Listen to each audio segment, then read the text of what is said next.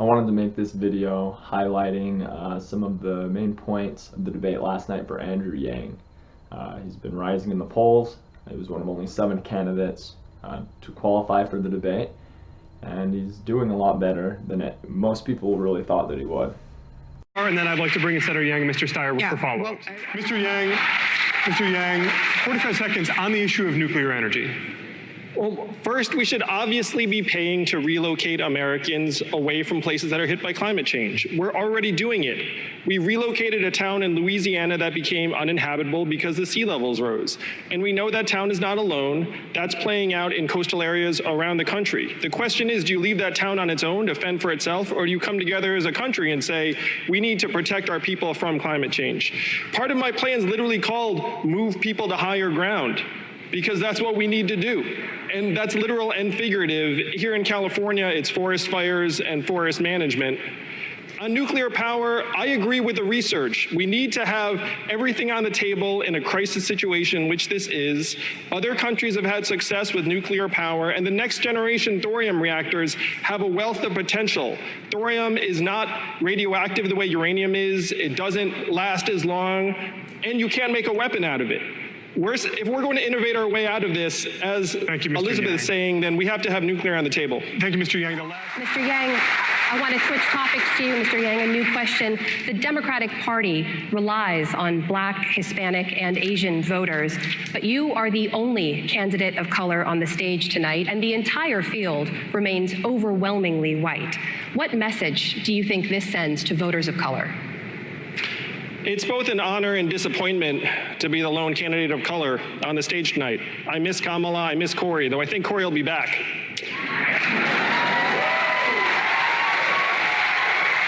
I grew up the son of immigrants, and I had many racial epithets used against me as a kid.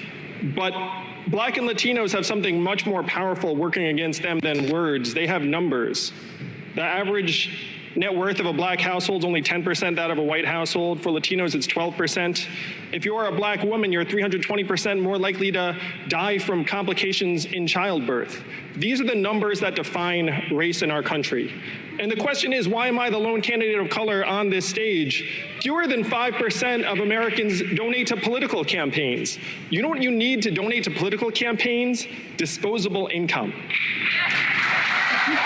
The way we fix this is we take Martin Luther King's message of a guaranteed minimum income, a freedom dividend of $1,000 a month for all Americans. I guarantee if we had a freedom dividend of $1,000 a month, I would not be the only candidate of color on this stage tonight. Thank you, Mr. Yang. Mr. Yang, and then Senator Klobuchar. I have family in Hong Kong. I spent 4 months there, and seeing what's happening on the streets, it's shocking. They banned face masks in Hong Kong. Why? Because they have AI technology that now is using facial recognition to identify protesters if they so much as do anything on the street, so they can follow up with them and detain them later. This is the rivalry that we have to win where China's concerned. They're in the process of leapfrogging us in AI because they have more data than we do, and their government is subsidizing it to the tune of tens of billions of dollars. I have sat with our leading technologists, and they say they cannot match the Chinese resources. China just produced its first major smartphone that does not have Google apps, and it is now trying to export its technology to the rest of the world. What we have to do is build an international coalition to set technology standards, and then you can bring the Chinese to the table in a very real way, because this is their top priority, and this is where we need to outcompete them and win. Senator Klobuchar. Okay, let's unpack a few things that he just said before. So talking about being the only candidate of color, he's right. If there was universal basic income, people would have been donating more to Kamala Harris and Cory Booker. At the same time, you have to realize that the reason why Yang is up there and the others aren't are because of his ideas, because of his background, because of his knowledge.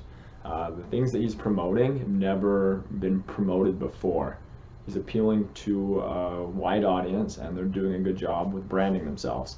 The quote of Martin Luther King, bringing him in when it comes to universal basic income, that's wise of him. Talking about Hong Kong and how he has family there, and how the protests there are out of control, and the government cracks down on people. They ban face masks because of their AI. It's good to know that he's with the Hong Kong supporters, one, but two, it's reassuring the idea of having someone who's commander-in-chief, who's the president, that understands technology. Andrew Yang understands technology. He has worked for tech companies. He's an entrepreneur, and he would make it a priority for us to compete with China when it comes to technology. There's other candidates that I like who, to be honest, wouldn't be able to do technology as well as Yang. They wouldn't be able to promote it as well as Yang. They wouldn't make it as big of a priority. So those are things that make him valuable as a candidate. Turn now to an issue that's been in the headlines quite a bit, and that is immigration. Mr. Yang, we have a question here from a professor right here at Loyola Marymount. There are nearly 200,000 DACA recipients, so-called Dreamers, in the state of California, more than any other state, including several students right here at LMU. If you win and you reinstate DACA through executive action, another president could just overturn it again. So will you move on a permanent legislative fix for Dreamers in your first 100 days if elected? Of course I would. I'm the son of immigrants myself, and I know that Dreamers are essentially Americans in everything but this legal classification.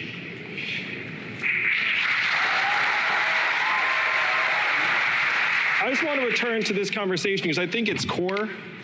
Our country is deeply misogynist, and most all of us know that. Money and men are tied together. That's where I thought Elizabeth was taking the conversation. The fact is, strong societies would elect more female leaders. Strong men treat women well for the same reasons. I'm on the record saying that you need both strong men and female leaders in government, because the fact is, if you get too many men alone and leave us alone for a while, we kind of become morons.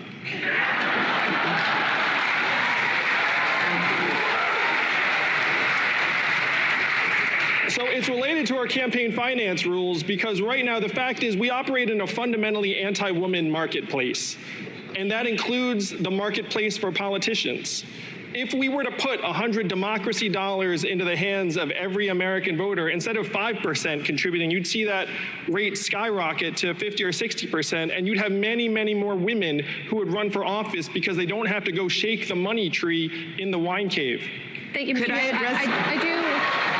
I'd like to follow up. The question again, Mr. Yang, was about Dreamers. You pledged to move on a permanent legislative fix in your first 100 days. Dreamers say that they are frustrated by Democrats' failure to prioritize their status in deal after deal. So why should Dreamers trust Democrats now? I believe everyone on this stage would do the right thing by Dreamers in the first 100 days. I would make it a top priority. I'm the son of immigrants myself. The fact is, almost half of Fortune 500 companies were started by an immigrant or children of immigrants. Immigrants make our country stronger and more dynamic. And immigrants are being scapegoated for issues they have absolutely nothing to do with.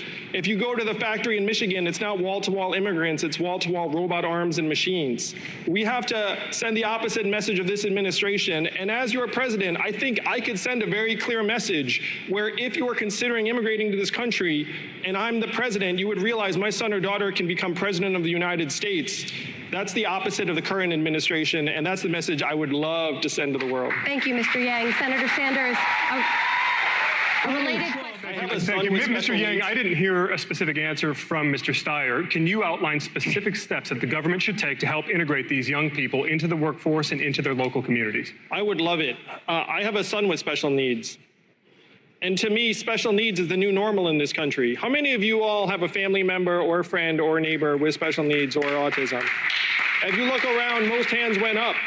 The fact is, right now, we have to do more for Kyle. Special needs children are going to become special needs adults in many cases. And here's the challenge. We go to employers and say, hey, this special needs person can be a contributor in your workplace, which may be correct, but that's not the point. We have to stop confusing economic value and human value. We have to be able to say to our kids and Kyle that you have intrinsic value because you're an American and you're a human being. We're going to put a freedom dividend of $1,000 a month in everyone's hands, which is going to help families around the country adapt. And then we're going to take this burden off of the communities and off of the schools who do not have the resources to support kids like my son, and make it a federal priority, not a local one, so they're not robbing Peter to pay Paul. Thank you, Mr. Yang. We have to move on. Judy? In the spirit of the season, I'd like to ask each one of you, is there someone else among these candidates that you have two options. One, a candidate from whom you would ask forgiveness for something maybe that was said tonight or another time, or a candidate to whom you would like to give a gift. And I'm going to start with you, Mr. Yang. Wow.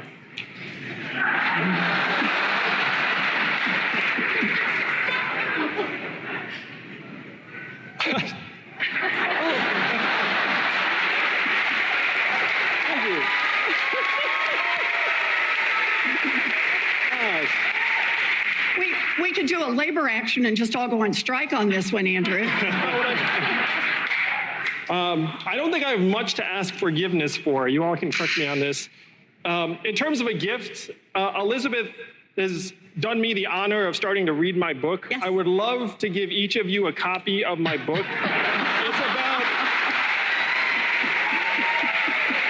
It's about how we're going through the greatest economic transformation in our country's history, the fourth industrial revolution. It is grinding up our communities, and DC is out to lunch on this. Our media organizations are not covering it adequately. I wrote a book on it, and if you like data, this book is for you. This goes for the people at home too, if you like data and books. And now it's time for closing statements. Mr. Yang. I know what you're thinking, America. How am I still on this stage with them?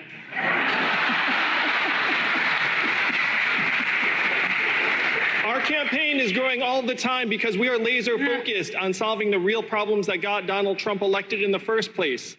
I spent 7 years helping create thousands of jobs in Detroit, Baltimore, New Orleans, and other cities, serving as an ambassador of entrepreneurship under President Obama. And I saw firsthand what many of you already know. Our country is falling apart. Our senior citizens are working until the day they die. Our kids are addicted to smartphones or drugs. We're seeing record high levels of depression, suicides, overdoses. Our companies are recording record profits while our people are literally dying younger. Our way of life is changing faster than ever, and the simple fact is this: our politicians in DC succeed whether we the people succeed or fail. Washington, DC today is the richest city in our country. What do they produce? Bad decisions? We need to get the money out of DC and into your hands, the hands of the American people. Join us at yang2020.com and help us rewrite the rules of the 20th century economy to work for us. So that section was where he appealed to a lot of different coalitions. So first off, bringing up immigration and the fact that he is the son of immigrants, and that a lot of Fortune 500 companies have been started by immigrants. That's a great thing to hear for a lot of people. I pointed out like what a dream that would be for America, for immigrant kids to know that they too could have a son that's president of the United States, just like Yang's parents. He talked about how women would be elected more with democracy dollars if more women were able to contribute financially to campaigns, and there would be more women that were getting elected. So again, that's appealing to women. And then talking about his special needs son and how there's really not the resources at the local levels to take care of that. A lot of people know individuals with autism. I have a younger brother with autism. It's something that's real and that's really difficult for their families. So Andrew Yang bringing that up definitely is going to appeal to a lot of people. Go ahead and just give me a subscription. Subscribe to my channel. We've still got a little bit more left in the video, but I do appreciate you watching so far. It's clear why Americans can't agree on impeachment. We're getting our news from different sources, and it's making it hard for us even to agree on basic facts. Congressional approval rating last I checked was something like 17%, and Americans don't trust the media networks to tell them the truth. The media networks didn't do us any favors by missing the reason why Donald Trump became our president in the first place. If you turn on cable network news today, you would think he's our president because of some combination of Russia, racism, Facebook, Hillary Clinton, and emails all mixed together. But Americans around the country know different. We blasted away 4 million manufacturing jobs that were primarily based in Ohio, Michigan, Pennsylvania, Wisconsin, Missouri. I just left Iowa. We blasted 40,000 manufacturing jobs there. The more we act like Donald Trump is the cause of all of our problems, the more Americans lose trust that we can actually see what's going on in our communities and solve those problems. What we have to do is we have to stop being obsessed over impeachment, which unfortunately strikes many Americans like a ball game where you know what the score is going to be, and start actually digging in and solving the problems that got Donald Trump elected in the first place. We have to take every opportunity to present a new positive vision for the country, a new way forward to help beat him in 2020, because make no mistake, he'll be there at the ballot box for us to defeat. Thank you, Mr. Yang. Mr. Yang. GDP and corporate profits are at record highs in America today. Also at record highs, depression, financial insecurity, student loan debt, even suicides and drug overdoses. It has gotten so bad that our life expectancy as a country has declined for the last 3 years because suicides and drug overdoses have overtaken vehicle deaths for the first time in American history. The fact is, this unemployment rate and GDP have very little relationship with people's lived experience on the ground. If you're a recent college graduate, you have a 40% chance of doing a job that doesn't require a college degree. That doesn't show up in the headline unemployment rate, nor does all of the families that are working 2 or 3 jobs to get by. Senator Klobuchar. He's smart to bring up the fact that all the manufacturing jobs that went overseas, how that's part of the thing that helped Trump get elected. At the same time, though, him implying that Russia wasn't a big deal. For anyone who's read the Mueller report, Russia definitely did have an impact, but the manufacturing is huge, and that does play to Yang's main message. A lot of jobs have been going overseas, and he's right to talk about how the media doesn't cover a lot of those topics. NAFTA, for example. The media never was really portraying NAFTA as this negative thing, even though it hurt American workers and it hurt Mexican farmers.